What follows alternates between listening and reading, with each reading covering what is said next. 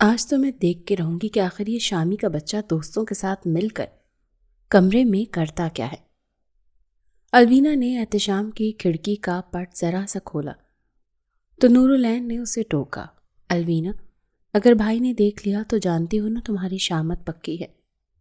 نورالعین نے ڈرانے کی کوشش کی مگر وہ کہاں کسی سے ڈرتی تھی۔ آج دوپہر کو ہی سب گھر کے بڑے شادی پر حیدرآباد گئے ہوئے تھے۔ گھر میں بس الوینا اور اس کی کزن نورالعین ہی تھی، مگر احتشام کو نہیں پتا تھا کہ 2 عدد لڑکیاں گھر پر موجود ہیں۔ اسے لگا وہ بھی سب کے ساتھ حیدرآباد شادی پر گئی ہیں، لیکن ان دونوں کے کالج میں پیپرز چل رہے تھے، وہ اپنے کمرے میں ہی تھی۔ احتشام نے اپنے دوستوں کو گھر بلا لیا، لیکن وہ نہیں جانتا تھا کہ اس کا دوست اپنے ساتھ چھپا کر شراب کی بوتل بھی لے آئے گا۔ حالانکہ احتشام ڈرنک نہیں کرتا تھا، لیکن جب سب دوست بیٹھ کر انگلش مووی دیکھنے لگے، ساتھ میں سگریٹ پی رہے تھے، تو اس کے دوست نے وہ بوتل نکال کر شیشے کے جگ میں ڈال دی۔ سب اسے شاہی شربت کہہ کر پینے لگے تھے۔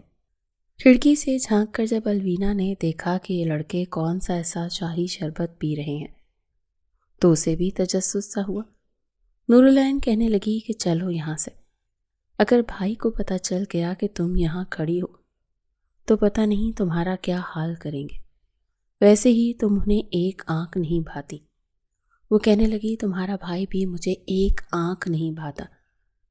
دونوں کا نکاح 3 سال پہلے ہوا تھا، لیکن نہ تو الوینا رخصتی کے لیے مانتی تھی اور نہ احتشام۔ بات بات پر دونوں بچوں کی طرح لڑنے لگتے تھے۔ اینی تو وہاں سے واپس چلی گئی، الوینا البتہ وہیں کھڑی رہی۔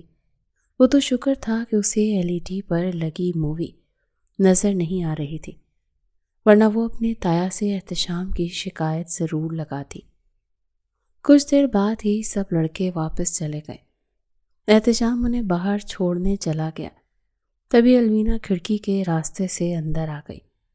میں بھی تو دیکھوں یہ شاہی شربت ہے کیا چیز، یقیناً کافی مہنگا ہوگا۔ تبھی تو سب 2 گھونٹ پی رہے تھے، ابھی بھی جگ میں 1.5 گلاس باقی تھے۔ احتشام نے تو ہاتھ بھی نہیں لگایا تھا، لیکن اپنے دوستوں کو روک نہیں پایا تھا۔ پیاس ویسے بھی الوینا کو بہت لگ رہی تھی، اسی لیے اس نے پورا گلاس بھرا اور گھٹا گھٹ پی گئی۔ وہ شراب بہت تیز تھی، 2 گھونٹ پینے پر ہی مزہ چھانے لگتا تھا، اور وہ پورا گلاس ایک ہی گھونٹ میں ہی پورا گلاس پی گئی تھی۔ پہلی بار اس نے ایسا مشروب پیا تھا، عجیب سا ذائقہ تھا۔ پہلے تو پیاس کے مارے گھٹا گھٹ پی گئی، مگر اب اس کا منہ کا ذائقہ بڑا عجیب سا ہوا تھا۔ لیکن 2 منٹ بعد ہی اس کا سر گھومنے لگا تھا۔ اس نے اپنا سر جھٹکا، لیکن ہر چیز 4 نظر آ رہی تھی۔ اس نے کمرے میں چلتا ہوا بلب دیکھا جو 1 کے بجائے 4 نظر آ رہے تھے۔ اس نے کمرے میں چلتا ہوا بلب دیکھا تھا۔ وہ اپنا جھومتا ہوا وجود اور چکراتا ہوا سر پکڑنے لگی۔ یہ کیسا شاہی شربت تھا، میرا تو سر چکرانے لگا ہے۔ اس سے پہلے کہ وہ کھڑکی کی طرف جاتی تاکہ باہر نکلنے لگتی، لیکن کھڑکی اسے 1 کے بجائے 4 نظر آ رہی تھی۔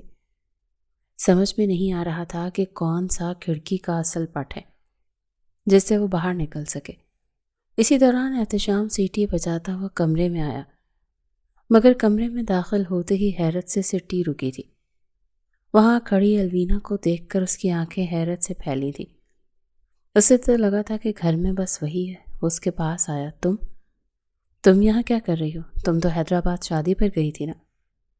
وہ بے حد حیران تھا، لیکن جیسے اس کے پاس آیا اس کی آنکھوں کو نشے سے چور دیکھ کر حیران ہوا تھا الوینا، لیکن وہ تو سن دماغ کے ساتھ اسے دیکھ رہی تھی، ساتھ ساتھ تھوڑا جھوم بھی رہی تھی۔ اپنے قدموں پر کھڑا ہونا مشکل لگ رہا تھا۔ پھر آنکھیں کھول کر بولی، 1 2 3 4۔ اس نے انگلی کے اشارے سے احتشام کے چہرے کی طرف دیکھتے ہوئے کہا، کیونکہ اسے احتشام کا چہرہ 1 کے بجائے 4 دکھائی دے رہا تھا۔ الوینا کی حالت دیکھ کر وہ حیران تھا کہ جب اس نے ہچکی لی تو احتشام کے ہوش اڑے تھے۔ الوینا، تم نے کچھ پیا ہے؟ احتشام کو شک سا ہوا تھا۔ الوینا جھومتے ہوئے بولی، ہاں پیا ہے۔ یہ کہتے ہوئے اس نے ہچکی لی۔ وہ گھبرایا کہ کیا پیا ہے تم نے؟ احتشام نے اس کا بازو پکڑ کر اسے سیدھا کھڑا کرنے کی کوشش کی تھی، جو اپنے پیروں پر بھی کھڑی نہیں ہو پا رہی تھی۔ آہستہ آہستہ نشہ بڑھنے لگا تھا۔ میں نے شاہی شربت پیا ہے، اس نے جگ کی طرف اشارہ کرتے ہوئے کہا، اور یہ سن کر احتشام کے 14 طبق روشن ہوئے تھے، کیونکہ جگ تقریباً خالی تھا۔ وہ اپنا توازن برقرار نہیں رکھ پا رہی تھی، اسی لیے احتشام کی باہوں میں جھول گئی۔ وہ اس افتاد کے لیے تیار نہیں تھا۔ ایک دم اسے سنبھالتے ہوئے اپنے حصار میں لے چکا تھا۔ یہ تم مجھے چار چار کیوں نظر آ رہی ہو؟ شامی کے بچے، احتشام زچ ہوا تھا، سنبھالو خود کو، چلو تمہیں تمہارے کمرے میں چھوڑا ہوں۔ مگر وہ اس کے سینے سے لگ کر بولی، میں تو یہیں سوؤں گی، تمہارے کمرے میں، تمہارے بیڈ پر، تمہارے ساتھ۔ مجھے تمہیں کس کرنی ہے شامی؟ یہ کہتے ہوئے وہ اس کے رخسار پر اپنے لب رکھ چکی تھی۔ احتشام تو اپنی جگہ فریز ہوا تھا، اس کی خمار آلود آنکھیں، بہکا بہکا انداز اور اس پر اس کی گستاخیاں۔ احتشام کی نظریں اس پر رکی تھیں، تبھی وہ لڑ کھڑا کر بیڈ پر گری تھی، اور بے ساختہ اسے تھامے ہوئے احتشام بھی اس پر گر چکا تھا۔ ساری گڑبڑ اسی وقت شروع ہوئی تھی، کیونکہ آپ کو سارے جہان میں ایک الوینا ہی ملی ہے میرے لیے۔ میں اس سے شادی نہیں کروں گا۔ کیا ہے وہ، نہ صورت، نہ شکل، نہ عقل۔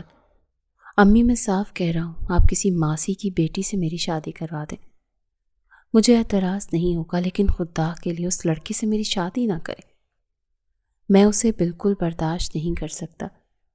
احتشام کو جب یہ پتہ چلا کہ اس کے والد اور چچا نے آپس میں دونوں بچوں کے نکاح کا فیصلہ کیا ہے تو وہ ہتھے سے اکھڑا تھا۔ رضوانہ بیگم کہنے لگی، ارے بھائی کیا برائی ہے الوینا میں؟ گوری چٹی ہے، گھر کی بچی ہے، آنکھوں کی دیکھی ہے، اور کیا چاہیے تمہیں؟ یہ سن کر احتشام کہنے لگا، اسی لیے تو شادی نہیں کرنا چاہتا کہ آنکھوں دیکھی مکھی کون نکلے۔ امی میں یہ شادی نہیں کروں گا، جا کر بابا سے کہہ دیں۔ وہ زچ ہوا تھا۔ دوسری جانب الوینا کا بھی یہی حال تھا۔ وہ چچندر باگڑ بلا، امی کیا ہو گیا آپ کو؟ میں کسی مالی کی بیٹے سے شادی کر لوں گی، لیکن اس 6 فٹ کے اونٹ سے شادی نہیں کروں گی۔ میں تو اس کے ساتھ کسی اینگل سے نہیں جچتی، کہاں وہ اتنا لمبا کہ ختم ہونے کا نام ہی نہیں لیتا، اور ایک میں، میری ہائٹ صرف 5 فٹ ہے۔ اس کے ساتھ شادی کر کے مجھے کمپلیکس کا شکار نہیں ہونا۔ اور اس پر اس کا مزاج دیکھا ہے آپ نے؟ مجھے دیکھ کر تائی اماں سے کہتا ہے، اماں کالی بلی رستہ کاٹ گئی ہے میرا، صدقہ دے دو، ورنہ آج میرا کوئی نہ کوئی کام خراب ہوگا۔ شازیہ بیگم کہنے لگی، تم کہاں سے کالی بلی ہو جو تمہیں اس کی بات اتنی چبھتی ہے؟ اچھا خاصا خوبرو نوجوان ہے، گھر کا بچہ ہے، اور کیا چاہیے؟ ورنہ غیروں میں رشتے کرنے بیٹھو تو لڑکی کے 100 عیب گنواتے ہیں۔ احتشام یوں تو بڑی ہمت کر کے افتخار احمد کے پاس گیا تھا تاکہ الوینا سے شادی سے انکار کر سکے، مگر باپ کے کڑے تیور دیکھ کر ساری ہمت ہوا ہوئی تھی۔ بڑے دھیمے لہجے میں بولا، وہ بابا میں ابھی شادی نہیں کرنا چاہتا، برخوردار میں ابھی تمہارا صرف نکاح کر رہا ہوں، رخصتی میں ابھی 4 سال باقی ہیں۔ اور کچھ کہنا ہے تم نے؟ جس سخت لہجے میں افتخار احمد نے پوچھا تھا، ساتھ میں اپنی مونچھوں کو تاؤ دیا تھا، احتشام کی ہمت نہیں پڑی کہ انکار کرے۔ دوسری طرف الوینا تو ماں کے ایک تھپڑ پر ہی چپ ہو گئی تھی۔ باپ سے بات کرنے کی نوبت ہی نہیں آئی تھی، لیکن رات کے وقت جب الوینا نے احتشام کو لان میں چہل قدمی کرتے دیکھا تو خود بھی نیچے لان میں آ گئی۔ اس کے سامنے آ کر غصے سے کھڑی ہو گئی۔ احتشام نے جب اسے اپنے سامنے دیکھا تو کہنے لگا، یہاں کیا کر رہی ہو؟ چلو اپنی شکل گم کرو، ورنہ ضائع ہو جاؤ گی میرے ہاتھ سے۔ وہ بھی غصے سے پھنکارا، شامی کے بچے، اگر تم نے مجھ سے شادی کرنے کی کوشش کی نا تو یاد رکھنا، تمہاری زندگی میں جہنم بنا کر رکھ دوں گی۔ اپنے اس 1 فٹ اونچے احتشام کو وہ دھمکی آمیز انداز سے کہنے لگی، ہو کیا تم میرے سامنے؟ تمہاری بس ایک چیونٹی جیسی اوقات ہے، جب چاہے تمہیں مسل سکتا ہوں، اور ہاں، میں کوئی مرا نہیں جا رہا تم سے شادی کرنے کے لیے۔ میری تو جوتی بھی تم سے شادی نہ کرے، مگر میں کیوں انکار کر کے اپنے باپ کے جوتے کھاؤں؟ تمہیں اگر اتنی ہی تکلیف ہے تو تم خود انکار کیوں نہیں کر دیتی؟ رہ گئی بات شادی کے بعد کی، تو زندگی تو میں تمہاری جہنم بناؤں گا۔ دونوں ہی ایک دوسرے کو دھمکا رہے تھے جب شور کی آواز پر اینی نیچے آ گئی۔ یہ آپ لوگ کیا کر رہے ہیں؟ اگر آپ لوگوں کی آوازیں ہمارے بزرگوں کے کانوں میں پڑ گئی نا، تو یاد رکھنا تم دونوں کو کٹہرے میں کھڑا ہونا پڑے گا۔ یہ کہہ کر اینی نے الوینا کا بازو پکڑا اور اسے کھینچتی ہوئی اپنے کمرے میں لے جانے لگی۔ دیکھ لوں گی تمہیں شتر مرغ۔ الوینا جاتے ہوئے بھی باز نہیں آئی تھی۔ ہاں، میں بھی دیکھ لوں گا تمہیں چوہیا۔ جاؤ جاؤ۔ بھرم مارنے سے احتشام بھی باز نہیں آیا تھا۔ اسی جمعے بڑے غصے سے شلوار قمیض میں ملبوس احتشام اپنے باپ کے ساتھ بیٹھا مولانا صاحب کے سامنے ایجاب و قبول کر رہا تھا، لیکن سوچ چکا تھا کہ یہ نکاح ہی رہے گا۔ وہ کبھی اس چڑیل کو بیوی بنا کر اپنے کمرے میں نہیں لائے گا۔ ایسے کچھ خیالات الوینا کے بھی تھے۔ نکاح کیا ہوا، دونوں کا محاذ شروع ہو چکا تھا۔ دونوں کا ایک ہی مشن ہوتا تھا کہ وہ ایک دوسرے کو کوئی ایسی کمزوری جان لیں کہ پھر اس کی شکایت سب کے سامنے لگائیں۔ ایک بار الوینا کے کالج کے ساتھ پکنک جانے کا پروگرام بنا تو احتشام نے اپنے چچا کے کان بھر دیے کہ لڑکیوں کا پکنک پر جانا مناسب نہیں ہوتا، کوئی نہ کوئی حادثے کا اندیشہ ہوتا ہے۔ کئی لڑکیوں کے کالج کی بسوں کو ڈاکو لوٹ لیتے ہیں۔ الوینا کے والد جاوید صاحب ویسے بھی وہمی قسم کے تھے۔ انہوں نے الوینا کا بنا بنایا پروگرام کینسل کروا دیا۔ یہ دیکھ کر احتشام بڑا خوش ہوا۔ بابا، میری ساری سہیلیاں جا رہی ہیں، پلیز جانے دینا۔ وہ ملتجی ہوئی تھی۔ میں نے کہہ دیا نا الوینا کہ نہیں جانا تو اس کا مطلب ہے کہ نہیں جانا۔ مجھے مزید بحث نہیں سننی۔ چلو جا کر اپنے کمرے میں پڑھو۔ کالج تمہیں پڑھنے کے لیے بھیجتے ہیں، سیر و تفریح کرنے کے لیے نہیں۔ وہ روتے ہوئے اپنے کمرے میں آئی تھی۔ اس کا اور اینی کا ایک ہی کمرہ تھا اور دونوں پڑھتی بھی ایک ہی کلاس میں تھی۔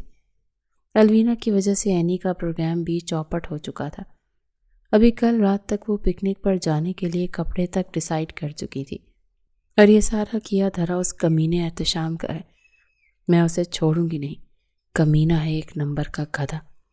اس سے پہلے کہ وہ مزید اپنے اندر کا غصہ اسے مغلظات بک کر نکالتی، کمرے کا دروازہ کھلا تھا اور سامنے احتشام میسنی ہنسی ہنستا ہوا سیب کھاتا ہوا اندر داخل ہوا تو اینی بول پڑی، بھائی آپ نے اچھا نہیں کیا، دشمنی آپ دونوں کی ہے اور میں خواہ میں پس رہی ہوں۔ اینی تو واقعی مفت میں ان دونوں کے بیچ سینڈوچ بن رہی تھی۔ الوینا احتشام سے کہنے کی، بیٹا تم نے جو کرنا تھا نا وہ تم کر چکے، اب دیکھو میں تمہارے ساتھ کیا کرتی ہوں، چھوڑوں گی نہیں میں تمہیں۔ وہ تل ملائی تھی۔ احتشام کی مسکراہٹ گہری ہوئی تھی۔ اللہ، میری ننھی منی بیوی کو شیر شپاٹے کرنے تھے، پروگرام تو وڑ گیا۔ کوئی بات نہیں جانو، میں ہوں نا، شادی کے بعد تمہیں ہنی مون پر لے کر جا کر خود سیر کرواؤں گا۔ وہ الوینا کا مذاق اڑاتے ہوئے بولا۔ الوینا پہلے ہی تپی بیٹھی تھی۔ احتشام کے ہنسنے پر ہاتھ میں پکڑا کشن بڑی زور سے اس کی طرف پھینکا جو احتشام نے کیچ کیا تھا۔ بچو آگے آگے دیکھو میں تمہارے ساتھ کرتا کیا ہوں، یہ کہہ کر اس نے ہاتھ میں پکڑے سیب کی بائٹ لی اور سیب کو چباتے ہوئے کمرے سے باہر نکل گیا۔ الوینا کی جان ہی تو جل کے رہ گئی تھی۔ احتشام جب بھی الوینا کو دیکھتا تو اسے جلانے کے لیے گانے گنگنانے لگتا اور وہ پیچ و تاب کھا کر رہ جاتی۔ احتشام کبھی کبھی اپنے والد اور چچا سے چھپ چھپ کر سگریٹ پی لیا کرتا تھا، مگر ابھی تک اس بات کی خبر کسی کو نہیں ہوئی تھی۔ اکثر وہ سگریٹ پینے کے لیے بھی گھر کی چھت پر جاتا تھا تاکہ کسی کو شک نہ ہو سکے، اور سگریٹ کی ڈبیا بھی اپنی الماری میں اپنے کپڑوں کے نیچے رکھتا تھا۔ ایک بار الوینا اپنی تائی اماں کے پورشن میں آئی تو اسے کہنے لگی، بیٹا ذرا احتشام کی الماری سے بلیک کلر کی شرٹ تو نکال لا دو۔ الوینا احتشام کے کمرے میں گئی، اس کی الماری کھولی تو شرٹ جیسے ہی نکالی اس کے نیچے سے اسے سگریٹ اور لائٹر نظر آ گیا۔ مگر عین اسی وقت احتشام کمرے میں آیا۔ الوینا کو اپنی الماری میں دیکھ کر اس کے تو ہوش اڑے تھے۔ وہ جلدی سے اس کے پاس آ گیا۔ جیسے ہی الوینا کی اس پر نظر پڑی تو کہنے لگی، اچھا تو الماری میں تم نے یہ سب چھپا رکھا ہے؟ ابھی بتاتی ہوں تائی اماں کو۔ الوینا پلیز دیکھو، امی بابا کو کچھ مت بتانا۔ وہ ملتجی ہوا تھا، جانتا تھا کہ اس کا باپ اسے چھوڑے گا نہیں۔ کیوں نہ بتاؤں؟ تم نے میرے ساتھ آج تک کبھی اچھا کیا ہے جو امید رکھ رہے ہو کہ میں تمہیں بخش دوں گی؟ سگریٹ کی ڈبی اور لائٹر الوینا کے ہاتھ میں تھا۔ ادھر دو مجھے، دیکھو میں شوہر ہوں تمہارا، خبردار جو تم نے کسی کو بتایا۔ اچھا تو شوہر ہو تم میرے؟ تمہارے شوہر بننے کا بھوت تو میں بہت اچھے سے طریقے سے اتارتی ہوں ابھی۔ یہ کہہ کر الوینا نے وہیں چلا کر اپنی تائی اماں کو پکارا، تائی اماں اندر آئیں، بڑے ابا یہ دیکھیں شامی۔ ابھی الوینا نے یہی کہا تھا کہ احتشام نے اس کے منہ کے آگے ہاتھ رکھ دیا۔ خبردار جو تم نے کسی کو کچھ بتایا، میں تمہارے ساتھ بہت برا پیش آؤں گا۔ احتشام نے اسے دھمکانا چاہا، لیکن عین اسی وقت اس کی والدہ کمرے میں آ گئی، کیونکہ وہ الوینا کی آواز سن چکی تھی۔ جیسے ہی الوینا نے اپنی تائی اماں کو دیکھا تو اپنے منہ سے احتشام کا ہاتھ پیچھے کیا، کہنے لگی، یہ دیکھیں تائی اماں، یہ سگریٹ پی رہا تھا۔ یہ دیکھ کر تو رضوانہ بیگم کے ہوش اڑے تھے۔ انہوں نے سگریٹ اور لائٹر پکڑ لیا، اور اسی اثنا میں افتخار صاحب بھی کمرے میں داخل ہوئے۔ آتے ہی وہ سمجھ چکے تھے کہ ہوا کیا ہے، اور باقی کی رہی صحیح کسر رضوانہ بیگم نے پوری کر دی تھی۔ اسی اثنا میں افتخار صاحب بھی کمرے میں داخل ہوئے۔ آتے ہی وہ سمجھ چکے تھے کہ ہوا کیا ہے، اور باقی کی رہی صحیح کسر رضوانہ بیگم نے پوری کر دی۔ احتشام تو نظریں جھکائے کھڑا تھا۔ ایک زوردار تھپڑ افتخار صاحب نے اپنے بیٹے کے منہ پر مارا تھا۔ یہ کیا حرکت شروع کی ہے تم نے؟ سگریٹ پیتے ہو تم؟ تھپڑ احتشام کے منہ پر پڑا تھا، اور ٹھنڈک الوینا کے دل پر پڑی تھی، کیونکہ وہ اپنا بدلہ لے چکی تھی۔ احتشام کو افتخار صاحب نے بہت ڈانٹا کہ اگر میں نے دوبارہ تمہیں ہاتھ میں سگریٹ دیکھی تو دیکھو کہ میں تمہارا حشر کیا کرتا ہوں۔ وہ چپ چاپ نظریں جھکائے کھڑا رہا، باپ کے تھپڑ بھی کھائے، ڈانٹ بھی سنی۔ الوینا البتہ وہاں سے جا چکی تھی، لیکن وہ سوچ چکا تھا کہ اس لڑکی کو چھوڑے گا نہیں جس کی وجہ سے اس کے باپ نے اس پر ہاتھ اٹھایا تھا۔ اپنے دوستوں میں جا کر اس نے تو وہ گھنٹے کے اندر اندر پوری ٹبیا سگریٹ کی پھونک دی تھی۔ ساتھ ساتھ یہ بھی سوچ رہا تھا کہ کس طرح سے اس چوہیا کو مزہ چکھائے۔ احتشام کا دوست کہنے لگا، کیا بات ہے، آج تو تم 1 گھنٹے سے 22 سگریٹیں پی چکے ہو۔ احتشام کہنے لگا، میں اپنی منکوہا کی وجہ سے بہت پریشان ہوں۔ جب ساری بات احتشام نے اپنے دوست فیروز کو بتائی تو وہ کہنے لگا، ابھی سے یہ لڑکی تمہاری بینڈ بجا رہی ہے، شادی کے بعد تو پتہ نہیں تمہارے ساتھ کیا کرے گی۔ احتشام کہنے لگا، اس سے شادی کرنا کون چاہتا ہے؟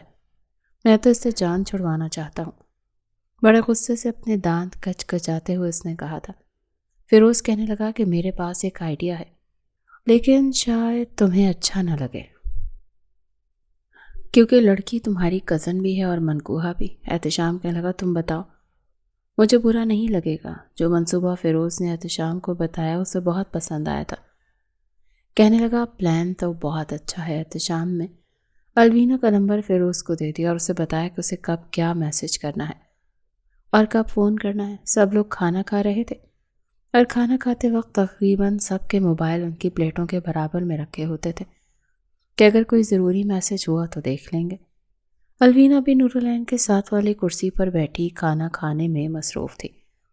بے شک دونوں گھروں کے پورشن الگ تھے، لیکن کھانا ایک ہی جگہ کھایا جاتا تھا، اور یہ تایا جان کا حکم تھا۔ افتخار صاحب کہتے تھے کہ ہماری کون سی بڑی فیملی ہے، ہم الگ الگ کھاتے پھریں۔ تبھی ہاتھ میں پکڑے موبائل سے احتشام نے فیروز کو میسج کیا کہ چلو بھائی اپنے کام پر لگ جاؤ۔ اسی وقت الوینا کے موبائل پر کال آنے لگی۔ اس نے بے نیازی میں اسپیکر کھولا، کیونکہ اکثر ہی وہ اپنی دوستوں سے اسپیکر پر بات کر لیا کرتی تھی، اور ایسی کوئی خاص بات بھی نہیں ہوتی تھی کہ جسے وہ سب سے چھپائے۔ اس وقت ڈائننگ ٹیبل پر سب لوگ بیٹھے تھے، اس کے والدین، تایا، تائی۔ تبھی ایک لڑکی کی آواز ڈائننگ ٹیبل پر گونجی تھی، ہیلو سویٹ ہارٹ، کیسی ہو جانے من؟ یہ سن کر تو الوینا کے بری طرح سے اچھو لگا تھا۔ سب کی نظریں الوینا پر تھیں۔ بڑی مشکل سے احتشام نے اپنی ہنسی کو روکنے کی کوشش کی تھی۔ اس نے جلدی سے فون کاٹ دیا۔ سب لوگ الوینا کی شکل کی طرف دیکھ رہے تھے۔ فاطمہ بیگم نے کہا یہ کون تھا؟ الوینا کہنے لگی مجھے نہیں پتا، شاید کوئی رانگ نمبر ہے۔ وہ گھبرا گئی اور یہ ایک فطری سی بات تھی، لیکن احتشام نے اسے کچھ اور ہی رنگ دینا شروع کیا۔ اگر رانگ نمبر ہے تو تم نے فوراً سے فون کیوں بند کر دیا؟ اور اتنا گھبرا کیوں رہی ہو؟ تمہارے چہرے کا رنگ کیوں اڑ رہا ہے؟ یہ سن کر وہ کہنے لگی نہیں، میرا کیوں رنگ اڑنے لگا؟ میں واقعی میں نہیں جانتی امی، آپ جانتی ہیں نا میں ایسی نہیں ہوں۔ وہ سنجیدہ ہوئی۔ احتشام کہنے لگا مجھے فون دو، میں دیکھتا ہوں کون ہے۔ جان بوجھ کر اس نے الوینا کا موبائل لیا، اسپیکر کھول کر ہی فون کیا۔ فون فیروز نے اٹھایا اور اسے پتا تھا کہ اب اسے کیا کہنا ہے۔ کہنے لگا ہیلو الوینا، یار فون کیوں بند کر دیا؟ دیکھو اپنے چاہنے والوں کو یوں تنگ نہیں کرتے، ابھی رات کو تو میں نے تمہیں منایا تھا۔ اچھا یہ بتاؤ کہ تم نے اپنے گھر والوں سے میری بات کی؟ تم نے بتایا کہ میں تم سے کتنی محبت کرتا ہوں اور تم مجھے کتنا چاہتی ہو؟ ہم ایک دوسرے کے بغیر نہیں رہ سکتے۔ یہ سن کر احتشام نے الوینا کی طرف دیکھا جو حیرت کی تصویر بنی ہوئی تھی، اور باقی سب بھی کھانا کھانا بھول گئے تھے۔ اس نے جب اپنے والد کی طرف دیکھا جو اسے غصے سے دیکھ رہے تھے۔ الوینا کہنے لگی بابا میں نہیں جانتی، یہ جھوٹ بول رہا ہے۔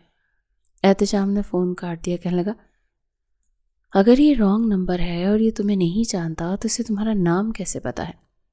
الوینا کے تو ٹپ ٹپ آنسو بہنے لگے کہ یہ کون شخص ہے جسے وہ جانتی تک نہیں اور اس کا نام جانتا ہے۔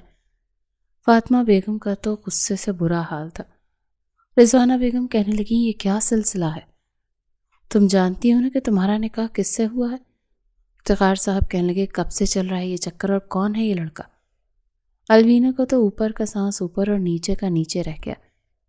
اس نے چمچ پلیٹ میں رکھا اور کہنے لگی تایا جان میں نہیں جانتی یہ کون ہے، میں قسم کھا کر کہتی ہوں مجھے نہیں پتا یہ لڑکا کون ہے۔ بے شک آپ خود اس کی تفتیش کر لیں، چاہے اس کے سر پر 100 جوتے لگائیں، میں نہیں جانتی، میں نے تو آج سے پہلے کبھی کسی لڑکے سے بات نہیں کی۔ احتشام کہنے لگا بھائی مجھے اعتبار نہیں ہے، میں ایسی لڑکی سے شادی نہیں کروں گا جس نے لڑکوں سے چکر چلا رکھا ہے۔ اللہ جانے یہ محبت کتنی حدیں پار کر چکی ہے۔ نہ بابا نہ، مجھے تو اعتبار نہیں ہے۔ وہ مزید شک میں ڈال چکا تھا۔ الوینا کی آنکھوں سے آنسو بہہ رہے تھے۔ اٹھ کر کھڑی ہو گئی تھی۔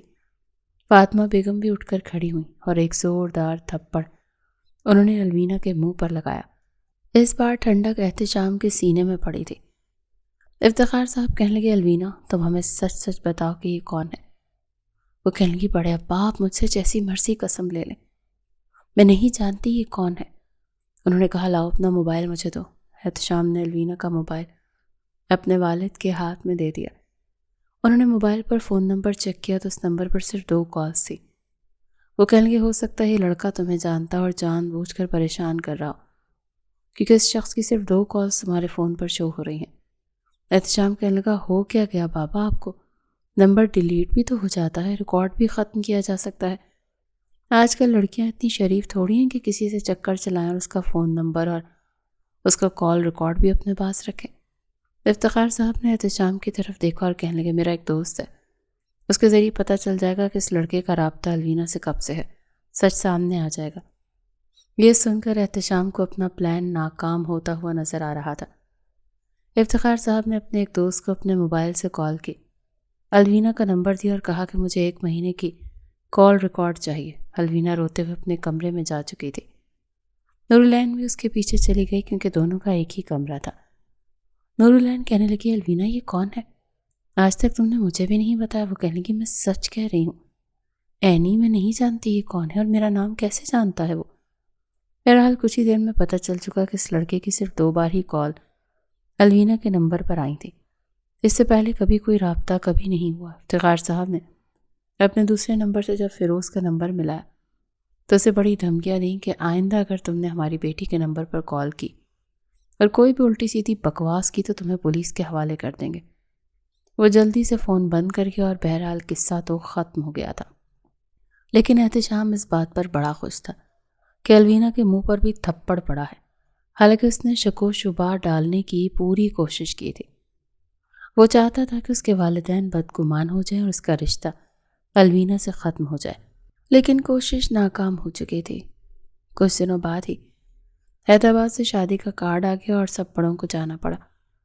الوینا اور نورالعین کے پیپر چل رہے تھے، لیکن احتشام کو یہی لگا کہ وہ بھی جا چکی ہیں، کیونکہ آج تک الوینا نے کبھی کوئی شادی نہیں چھوڑی تھی، اور جہاں وہ ہوتی تھی وہاں نورالعین تو لازمی ہوتی تھی۔ لیکن جو کچھ اب ہوا تھا احتشام کی ہارٹ بیٹ مس کرنے کے لیے کافی تھا۔ پہلی بار اس نے الوینا کو بہکا بہکا روپ دیکھا تھا، خود بھی بہکنے لگا تھا۔ اس سے پہلے کہ وہ کوئی گستاخی کرتا دروازے پر دستک ہوئی۔ شامی بھائی، نورالعین کی آواز تھی۔ وہ تو ہڑبڑا کر اٹھ کر کھڑا ہوا، لیکن الوینا سو چکی تھی، پہلے ہی نشے سے چور تھی۔ احتشام نے جب دروازہ کھولا تو نورالعین کھڑی تھی۔ جب اس نے بیڈ پر الوینا کو لیٹے ہوئے دیکھا تو کہنے لگی، اسے کیا ہوا؟ احتشام نورالعین کو غصے سے دیکھ رہا تھا۔ تم دونوں گھر پر کیا کر رہی تھی؟ نور کہنے لگی، ہم تو گھر پر ہی تھیں، کل ہمارا پیپر تھا۔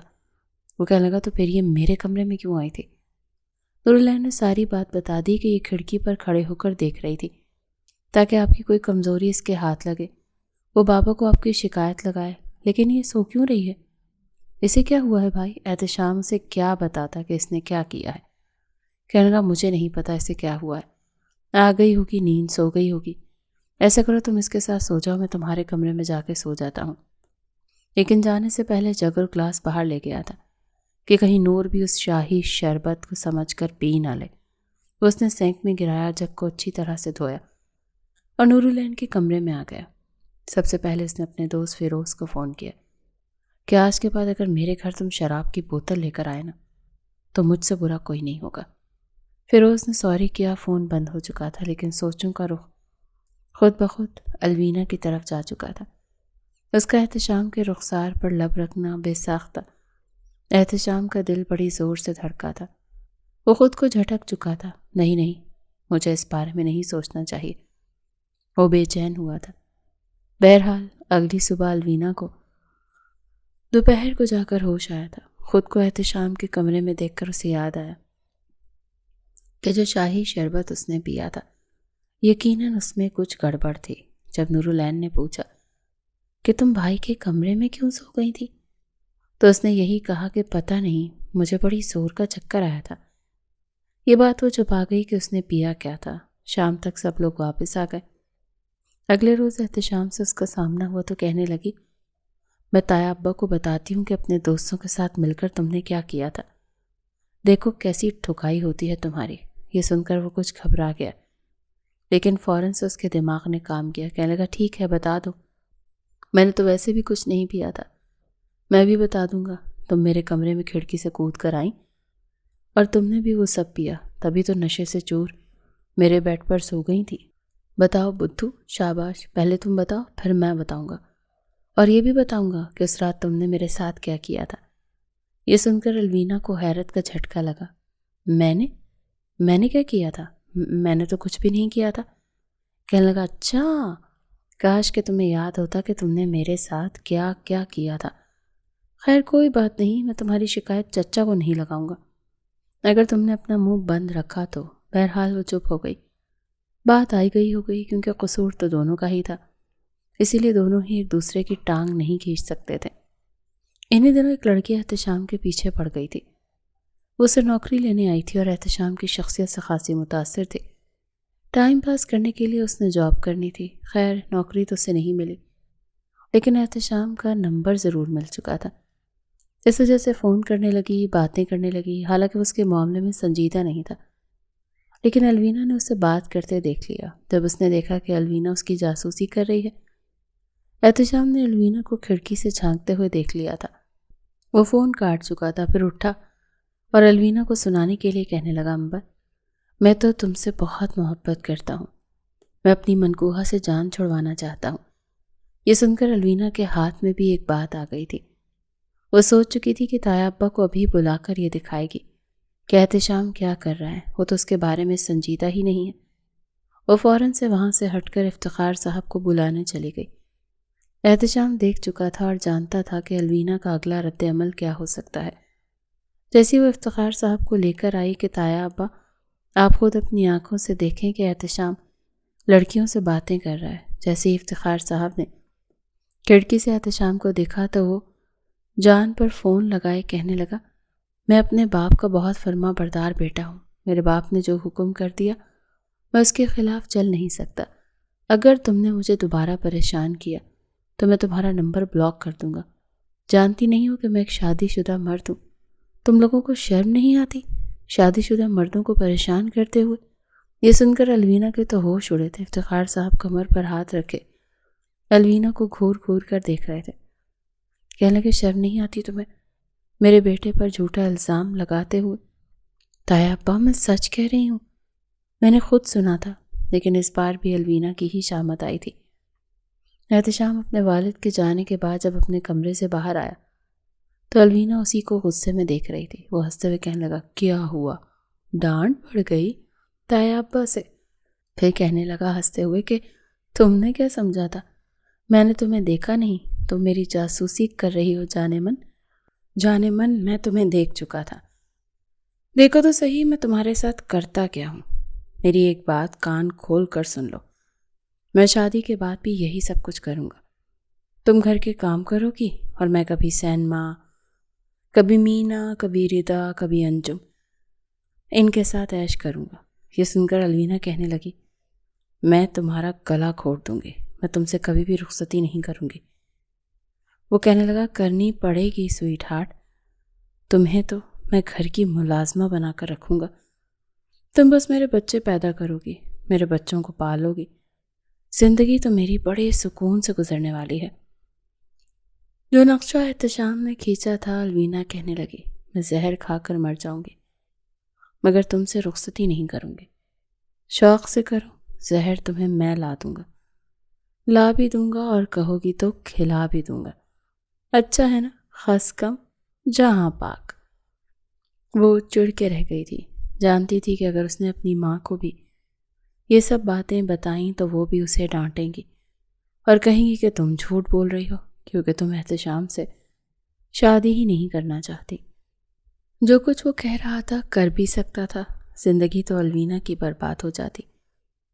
انہی دنوں الوینا کی خالہ کا دبئی سے فون آیا کہ ان کا بیٹا 1 مہینے کے لیے لاہور آ رہا. یہ سن کر الوینا بڑی خوش تھی. اس کی خالہ کا اس سے بہت پیار تھا. جب اسے پتہ چلا کہ رضا دبئی سے لاہور آ رہا ہے تو وہ بہت خوش تھی. کاش امی آپ میری شادی خالہ کے گھر کر دیتی. کچن میں اپنی ماں کے ساتھ کھانا بناتے ہوئے اس نے کہا تھا. ایک تھپڑ تھا جو اس کے کاندھے پر لگا. شرم نہیں آتی تمہیں؟ اگر بھابھی نے یہ بات سن لی تو کتنا برا لگے گا انہیں. نکاح ہو چکا ہے تمہارا. وہ اپنا کاندھا سہلاتے ہوئے کہنے لگی. زبردستی کا نکاح. آپ کو پتا ہے مجھے وہ شامی کا بچہ بالکل پسند نہیں ہے.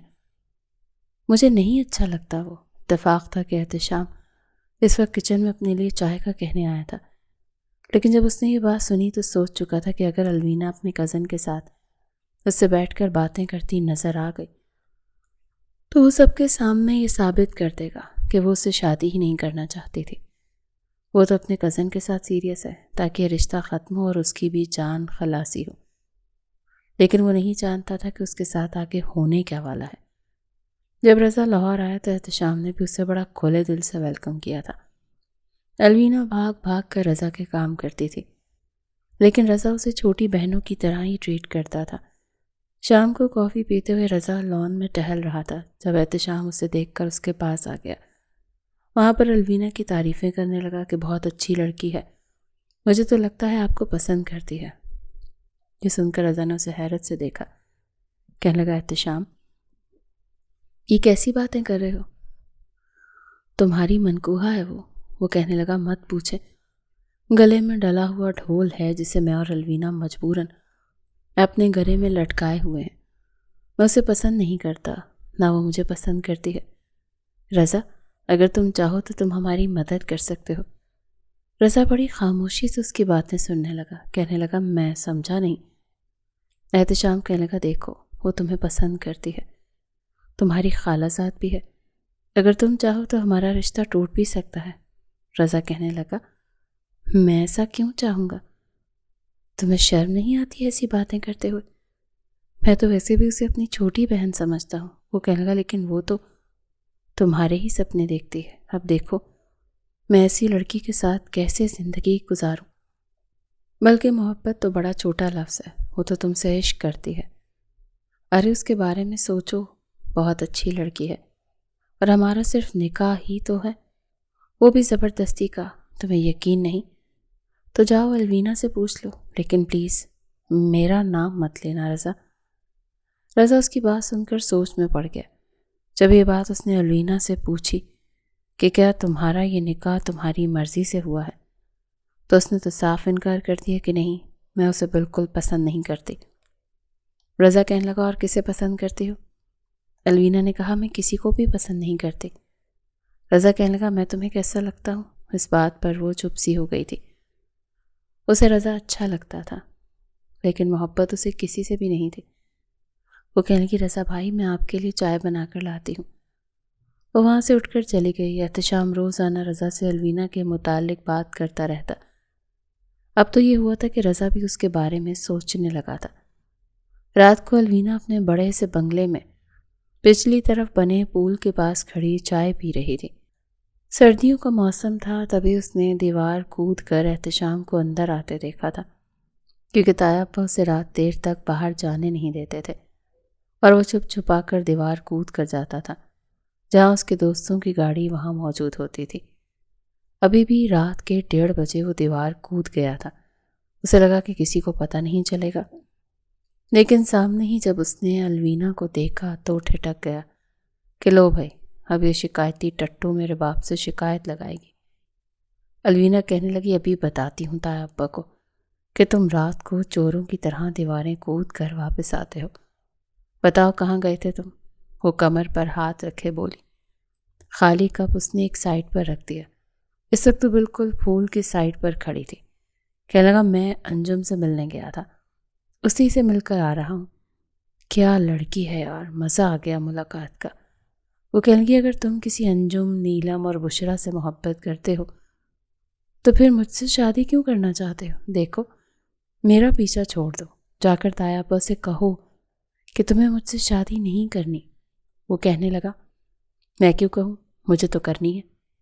وہ رو دینے کو تھی، اس سے پہلے کہ اندر کی طرف جاتی نیچے بڑے بسکٹ کے خالی ریپر پر اس کا پاؤں سلپ ہوا اور وہ پول میں جا گری۔ ٹھنڈے پانی میں گرتے ہی اسے غوطے سے آنے لگے۔ وہ جانتا تھا کہ اسے سوئمنگ نہیں آتی، جلدی سے اس کی طرف ہاتھ بڑھایا، لیکن ہاتھ پاؤں چلاتے چلاتے وہ بیچ پول تک پہنچ گئی تھی، اسی لیے مجبوراً احتشام کو بھی پول میں جانا پڑا۔ جیسے ہی اس کے پاس آیا اور اسے کمر پر ہاتھ رکھ کر اوپر کیا، اس کے بالکل ساتھ لگ چکی تھی۔ اس کے گیلے بال اور گیلا وجود دیکھ کر احتشام کے دل کی گھنٹی دوبارہ سے بجی تھی۔ بدتمیز انسان ہو تم۔ وہ کہنے لگا، میں نے کیا کیا؟ کہنے لگی، یقیناً تم ہی نے زمین پر کچھ پھینکا ہوگا جس سے میرا پاؤں سلپ ہوا ہے۔ تمہیں پتہ ہے مجھے تیرنا نہیں آتا، تم چاہتے ہو کہ میں ایسے ہی مر جاؤں اور تمہاری جان چھوٹ جائے۔ اس کے چہرے کی طرف دیکھ رہا تھا۔ جلدی سے اس نے احتشام کا بازو پکڑا، کہنے لگی، میری کمر سے اپنا ہاتھ ہٹاؤ، سمجھے نا؟ تبھی احتشام کو احساس ہوا کہ اس کا ہاتھ اس کی کمر پر ہے۔ بازو سے اسے پکڑ کر وہ کنارے تک آئی تھی، لیکن جیسے ہی اوپر چڑھی اور احتشام اوپر آنے لگا، اسے لگا وہ احتشام کی وجہ سے گری تھی، حالانکہ چائے کے ساتھ بسکٹ ڈبو کے وہ خود کھا رہی تھی اور اسی کا خالی ریپر زمین پر گرا ہوا تھا۔ اس نے احتشام کو پھر سے دھکا دیا، لیکن احتشام گرتے گرتے اس کا ہاتھ پکڑ چکا تھا اور اس بار دونوں ہی پول میں گرے تھے۔ پانی میں گرتے ہی جلدی سے الوینا نے پول کے کنارے کو پکڑا تھا اور اٹھ کر کھڑی ہو گئی، لیکن ابھی بھی اس کا ہاتھ احتشام کے ہاتھ میں تھا۔ احتشام بھی اٹھ کر کھڑا ہوا اور الوینا کو اپنے حصار میں لے لیا۔ بہت شوق ہے تمہیں مجھے دھکا دینے کا، بتاؤں میں تمہیں 2 بار دھکا تمہیں تو تہران بھی نہیں آتا۔ وہ اس سے غصے سے دیکھ رہا تھا۔ الوینا ڈر کر اس کے ساتھ لگ گئی۔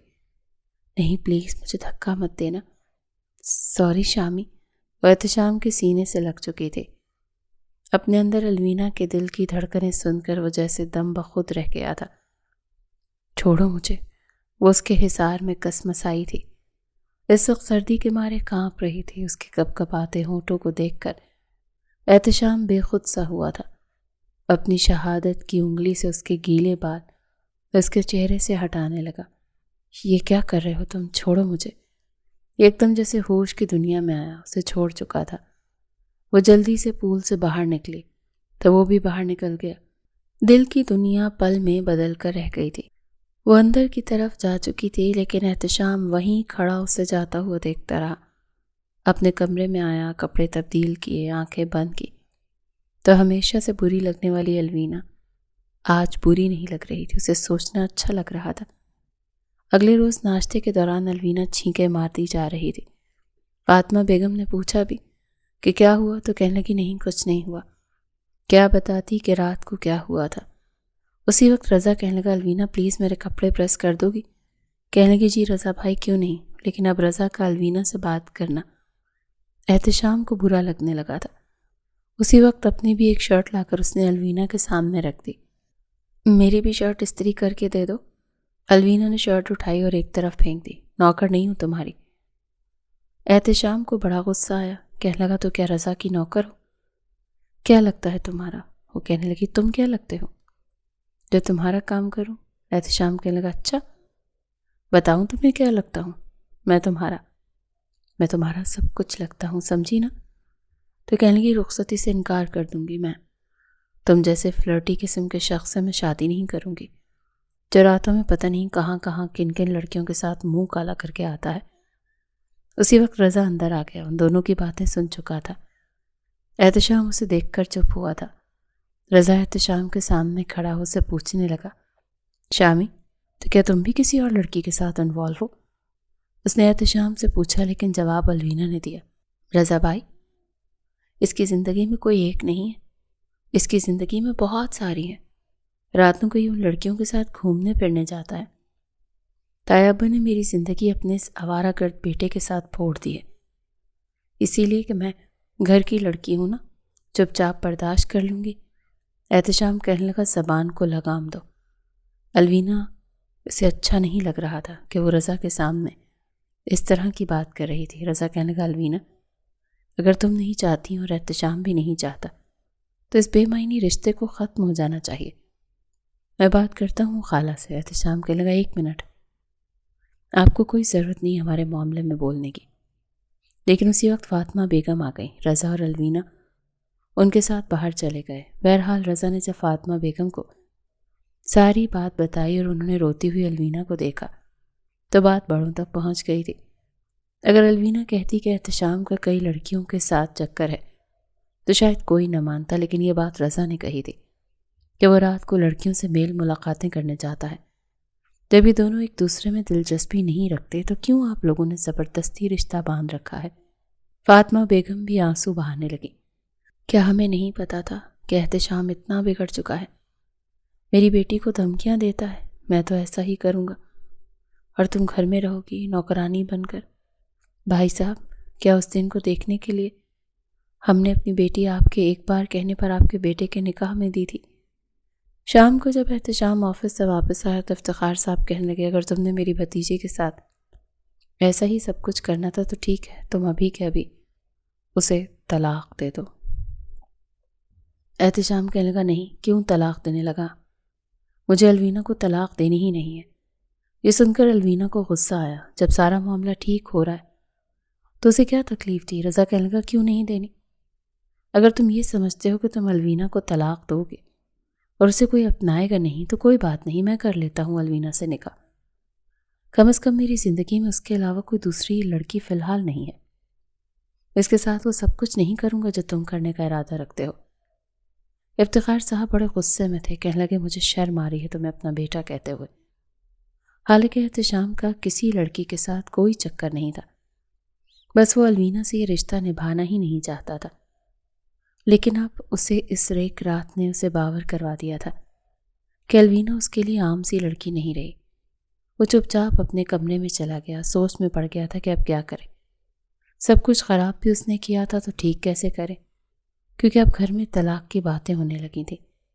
ایک بار وہ آفس سے گھر آیا تو رضا اور الوینا کو آپس میں ہنستے ہوئے باتیں کرتے دیکھا۔ تن بدن میں آگ سی لگ گئی تھی۔ سیدھا الوینا کے پاس آیا۔ کیا کر رہی ہو تم یہاں؟ بڑے سخت لہجے میں اس نے کہا۔ تم کون ہوتے ہو پوچھنے والے؟ میں تمہارا شوہر ہوتا ہوں، وہ بڑے غصے سے اور جتانے والے انداز سے کہنے لگا۔ وہ کہنے لگی کہ جس بل بوتے پر تم اتنا اچھل رہے ہو نا، وہ رشتہ بھی ختم ہونے والا ہے۔ جاؤ جا کر اپنی سیما اور مینا سے جا کر باتیں کرو۔ بہت جلد تایا ابا تم سے مجھے طلاق دلوا دیں گے، پھر تم اپنے راستے اور میں اپنے راستے۔ رضا کہنے لگا بہت جلدی سلسلہ ختم ہو جائے گا، اور دیکھو مجھے پسند نہیں ہے کہ تم الوینا سے اس انداز میں بات کرو، دور رہا کرو اس سے، کیونکہ بہت جلد اب یہ میری ہونے والی ہے۔ یہ سن کر احتشام نے رضا کا گریبان پکڑ لیا۔ کیا سمجھتے ہو تم خود کو؟ تم کہو گے اور میں اسے طلاق دے دوں گا؟ یہ میری بیوی ہے اور تم اس سے دور رہا کرو۔ اور بڑے غصے سے احتشام نے یہ کہا تھا۔ الوینا احتشام سے کہنے لگی گریبان چھوڑو رضا کا، یہ کیا بدتمیزی کر رہے ہو؟ رضا کہنے لگا تمہارے باپ کو بتاتا ہوں کہ اب تم بدماشی پر اتر آئے ہو۔ احتشام کہنے لگا ہاں اتر آیا ہوں بدماشی پر۔ آج کے بعد اگر تم الوینا کے آس پاس بھی نظر آئے نا تو دیکھنا کیا کرتا ہوں میں۔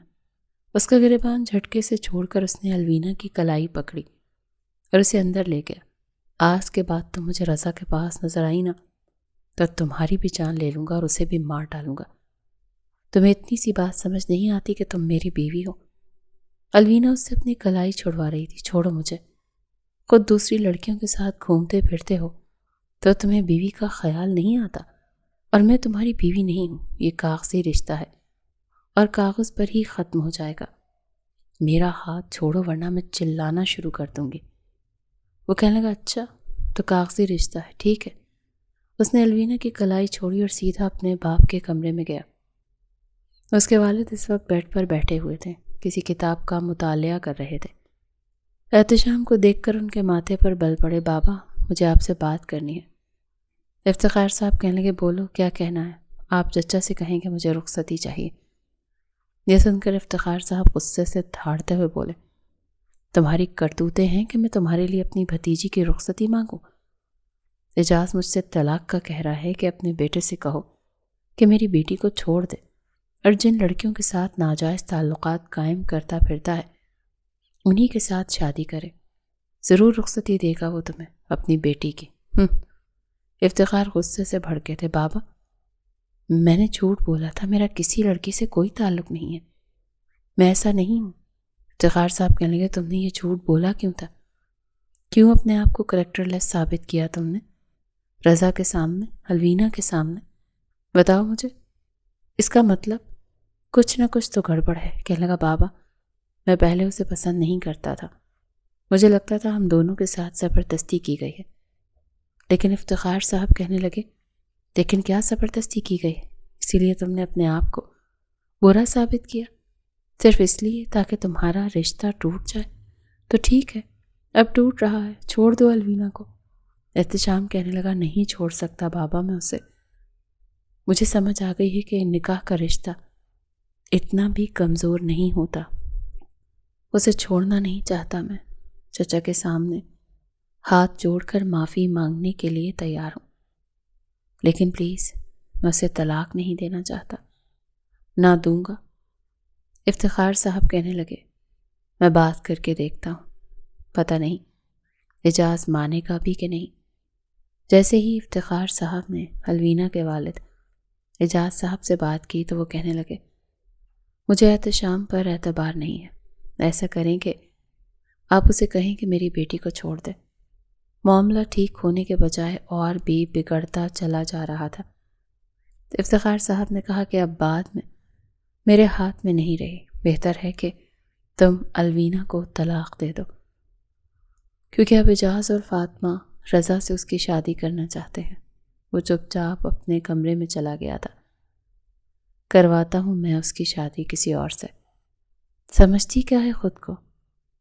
اگلے روز جیسے ہی الوینا کی کالج سے چھٹی ہوئی تو اسے لینے کے لیے احتشام آیا تھا۔ نورالعین بھی ساتھ تھی، اسی لیے مجبوراً الوینا کو بھی گاڑی میں بیٹھنا پڑا۔ اس نے گاڑی بنگلے کے باہر ہی کھڑی کی۔ کہنے لگا اینی تم گاڑی سے نیچے اترو اور چوکیدار کو بولو کہ مین دروازہ کھولا ہے، گاڑی کا ہارن ٹھیک نہیں ہے۔ نورالعین گاڑی سے نیچے اتر گئی، تبھی وہ بڑی تیز رفتاری سے گاڑی آگے بھگا کر لے گیا۔ یہ دیکھ کر الوینا کہنے لگی یہ گاڑی کیوں اتنی تیز چلا رہے ہو؟ وہ غصے سے پیچھے پلٹ کر اسے کہنے لگا طلاق چاہیے نا تمہیں، کاغذ کا رشتہ ہے نا ہمارا، آج تمہیں میں اس رشتے کی حقیقت سے واقف کروا کر پھر واپس گھر چھوڑوں گا۔ تمہیں بتاؤں گا کہ میرا تمہارا رشتہ صرف کاغذ کا نہیں ہے۔ یہ سن کر تو الوینا کی جان نکلنے لگی تھی۔ احتشام پلیز مجھے گھر چھوڑ دو۔ اس کی آنکھوں سے آنسو بہنے لگے۔ ہرگز بھی نہیں، گھر تم تب جاؤ گی جب تمہارے اور میرے رشتے کی ایک اٹل حقیقت ہو گئی ہو۔ وہ صرف کاغذ تک محدود نہیں ہوگا۔ دیکھو، میں چلتی گاڑی سے کود جاؤں گی۔ یہ سن کر احتشام نے سپیڈ اور زیادہ بڑھا دی۔ یہ تم کیا کر رہے ہو؟ تم پاگل تو نہیں ہو گئے ہو؟ ہاں، ہو گیا ہوں پاگل الوینا۔ کل تک بات اور تھی، لیکن آج تم میرے لیے اہمیت رکھتی ہو۔ میرا کسی لڑکی سے کوئی چکر نہیں ہے۔ میں نے رضا سے جھوٹ بولا تھا، تم سے بھی جھوٹ بولا تھا۔ میری زندگی میں کل کوئی نہیں تھی، لیکن آج تم ہو۔ اور کیوں ہو؟ یہ تمہارے میرے بیچ قائم شدہ رشتے کی وجہ سے ہوا ہے۔ میں نے نکاح کو کبھی اہمیت نہیں دی تھی، لیکن اب سمجھ میں آتا ہے کہ نکاح ہوتا کیا ہے۔ میں تمہیں نہیں چھوڑنا چاہتا، تمہیں طلاق نہیں دینا چاہتا، لیکن تم ضد کر رہی ہو، اسی لیے مجبوری ہے۔ تمہیں رشتے کی نوعیت بھی تو سمجھانی ہے نا، تاکہ یہ طلاق کا بھوت تمہارے سر سے اترے۔ الوینا کہنے لگی، مجھے تمہاری باتوں پر اعتبار نہیں ہے۔ تم یہ سب کچھ صرف اس لیے کہہ رہے ہو نا، تاکہ مجھے غلام بنا کر رکھ سکو اور خود عیش کرو۔ وہ کہنے لگا، ایسا کچھ نہیں ہے، میں جھوٹ بول رہا تھا، تمہیں تنگ کر رہا تھا۔ کیا پہلے کبھی تمہیں تنگ نہیں کیا؟ تمہیں ایسا لگتا ہوں میں؟ اگر میں ایسا ہوتا نا تو تم میرے نکاح میں تھی، میرے گھر پر موجود تھی۔ جس دن تم نے وہ شراب پی تھی، تم میری باہوں میں جھول گئی تھی، میرے کمرے میں ہی سوئی تھی۔ میں چاہتا نا تو اسی وقت سب کچھ کر لیتا۔ جن لڑکوں کو باہر منہ مارنے کی عادت ہوتی ہے نا، تو وہ گھر میں بھی رہنے والی لڑکیوں کو نہیں چھوڑتے ہیں، اور اپنے نکاح میں آئی ہوئی لڑکی کو تو کسی قیمت پر بھی نہیں چھوڑتے۔ لیکن میں نے کبھی تمہارے ساتھ ایسا کچھ نہیں کیا، لیکن میں تمہارے ساتھ رضا کو برداشت نہیں کر رہا، نہیں کر سکتا۔ رضا کے آنے سے پتہ چلا کہ تم میرے لیے کیا ہو۔ گاڑی اس نے ایک جگہ لا کر کھڑی کر دی۔ جب پیچھے پلٹ کر الوینا کی طرف دیکھا تو اس کی بھی آنکھوں میں آنسو ہوتے۔ الوینا اسے دیکھ کر حیران تھی۔ بہت محبت کرنے لگا ہوں تم سے۔ پلیز چچی سے کہہ دو کہ تم مجھ سے شادی کرنا چاہتی ہو۔ میں صرف تم سے بات کرنے کے لیے تمہیں یہاں لایا ہوں، تمہارے ساتھ کچھ بھی نہیں کروں گا۔ اتنا بھی گیا گزرا نہیں ہوں الوینا، پلیز مجھے آخری موقع دے دو۔ الوینا نے کوئی جواب نہیں دیا، بس آنسو بہے جا رہے تھے۔ احتشام کچھ دیر اسے دیکھتا رہا، پھر گہری سانس لے کر اس نے گاڑی سٹارٹ کر دی، اسے واپس گھر چھوڑ کر چلا گیا۔ جب وہ گھر آئی تو فاطمہ بیگم پریشان تھی۔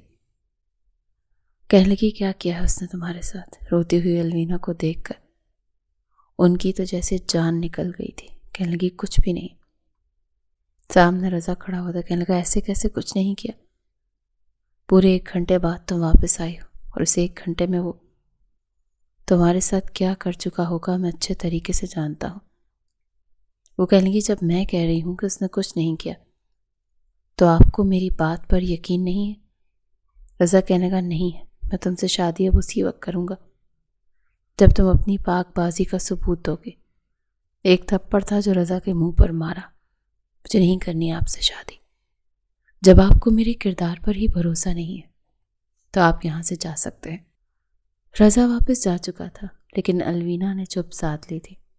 فاطمہ بیگم کہنے لگی، اب تم کیا چاہتی ہو؟ بتا دو ہمیں، جب سے آئی ہو چپ ہو، نہ بتا رہی ہو کہ اس نے تمہارے ساتھ کیا کیا۔ وہ کہنے لگی، امی اس نے کچھ نہیں کیا، صرف یہ کہا ہے کہ میں اس سے طلاق نہ لوں، اور وہ اپنے آپ کو بدلنے کی کوشش کرے گا۔ اس نے جھوٹ بولا تھا کہ اس کا لڑکیوں کے ساتھ چکر ہے، اس کا کسی کے ساتھ کوئی چکر نہیں۔ فاطمہ بیگم کہنے لگی، اس نے کہا اور تم نے مان لیا؟ وہ کہنے لگی، ہاں اس نے کہا اور میں نے مان لیا۔ کم از کم آپ کے بھانجے کی طرح باغ بازی کا ثبوت نہیں مانگا۔ کیا کبھی آج تک کسی عورت نے مرد سے باغ بازی کا ثبوت مانگا ہے؟ جو وہ مجھ سے مانگ رہا ہے، اس نے دبئی میں کیا کچھ کیا؟ کیا میں نے پوچھا اس سے؟ اچھا تو احتشام ہی ہے۔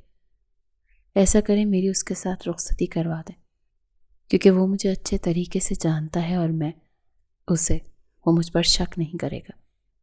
باہر کھڑی نورالعین یہ سن کر بڑی خوش ہوئی تھی۔ جا کر ساری بات اس نے احتشام کو بتائی۔ دونوں کی رخصتی بھی پکی ہو چکی تھی۔